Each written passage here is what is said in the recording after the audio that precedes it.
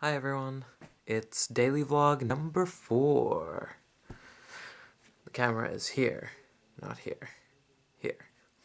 It's hard sometimes talking directly into the camera because I have this little screen right here that none of you guys can see, but it has my face on it, and sometimes I film from a really weird angle and I don't realize it until I look at the screen. But then if I'm looking at the screen, it looks like I'm not looking at you and I'm looking kind of more towards my Lady Gaga picture back there, which there's people that inspire me wall, which I guess I could talk about a little bit. Um, so obviously you see behind me there's Lady Gaga, and there is Nelson Mandela, Daniel Handler, also known as Lemony Snicket, who I've actually met. Over there is J.K. Rowling. That's His Excellency the Dalai Lama. That's Amanda fucking Palmer. That's Hayao Miyazaki.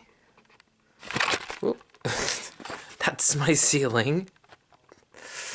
Um, that's Kurt Cobain. That one is Ray Bradbury. That's Princess Diana. That's Marilyn Monroe. That's Alexander McQueen. And right there in the middle is Sir Terry Pratchett and the man himself, Mr. Neil Gaiman. And I'll probably reserve a whole vlog episode just for Amanda and Neil because they've shaped my artistic life in many ways.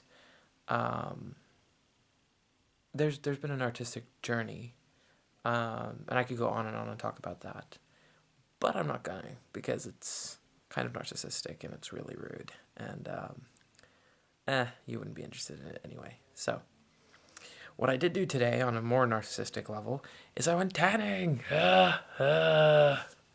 So much tan. Obviously, look at how tan I am all of a sudden. No, I had a free pass and I went, and it was fine. And then they try to sell all these like tanning products to me, and at first I was kind of like, ugh, please, I'm not interested, I don't want this. And then I was kind of like, well, maybe if I just buy something, they'll leave me alone. And I was like, no, that's not how it works. If you buy something, then they're just going to try to upsell you over and over again. And so I was lying in the tanning bed, thinking, trying not to think about skin cancer, when the thought occurred to me that, that's kind of what writing is turning into. That's what everything's turning into. No matter what you end up doing nowadays, everything is about selling. It's all about, either you're selling an idea, or you're selling yourself, or you're selling a product, or you're selling someone else's product. But at the end of the day, everything is just about sales and selling. And as a writer, what you're doing is you're selling ideas and stories and yourself and your book. And I've had to think more about what that means. What does that mean to, ethically for me as a writer? If all I'm doing is selling, at what point does selling become selling out?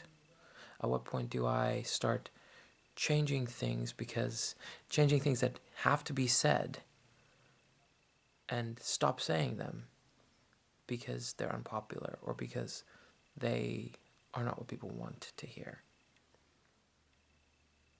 Because there's this fine line between knowing your market, knowing your audience and what they want, and knowing what your audience needs to hear.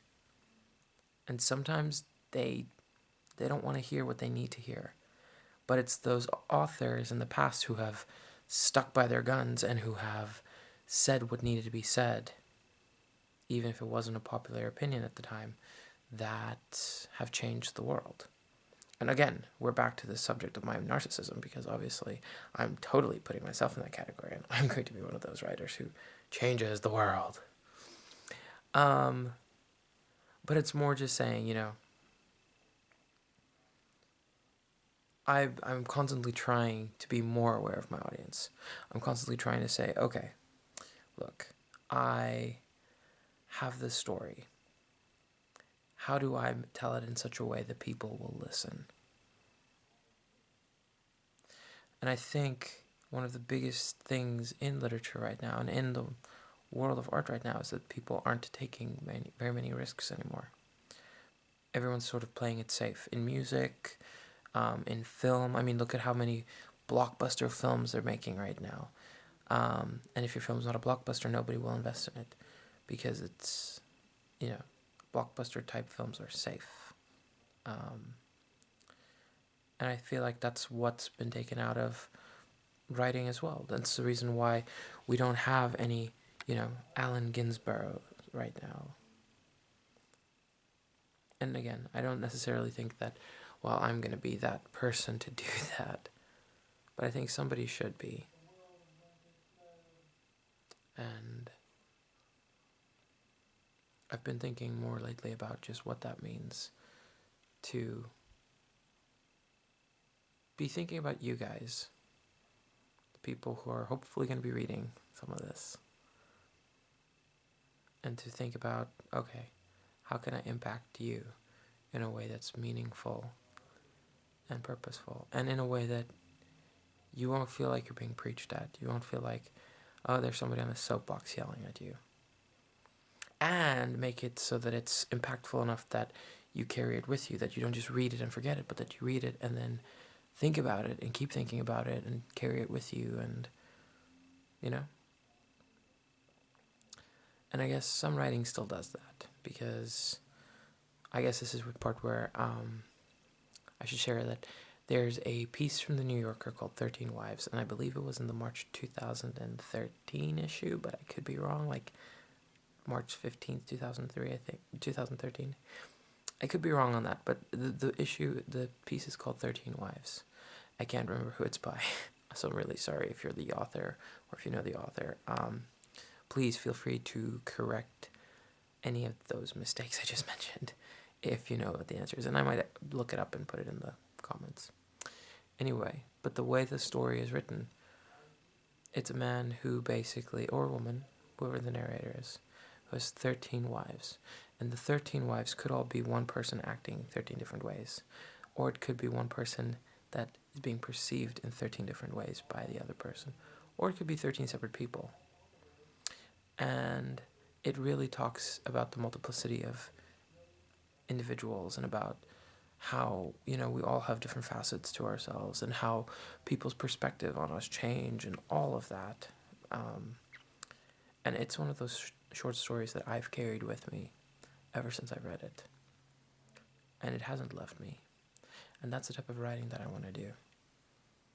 So now that I know what I want to do, I need to figure out how the fuck to do it. Sorry for the language. But I need to figure out how to do it. And then, once I figure out how to do it, I have to do it. So, step 1 is finished. Now there's just a billion other steps in between. Anyway, that's my daily vlog for today, and sorry it was really rambly and kind of went on long, and I was looking at the screen for way too much of it. But, yeah. Tomorrow I am hopefully going to have some more vloggy time tomorrow I might even do a little bit of vlogging and cooking at the same time, just because all these bedroom episodes are getting a little bit steamy. Also because I need to cook a lot of food tomorrow, so I'm gonna kill 2 birds with 1 stone. Alright guys, well thanks for watching. This has been vlog number 4, and here's to many more.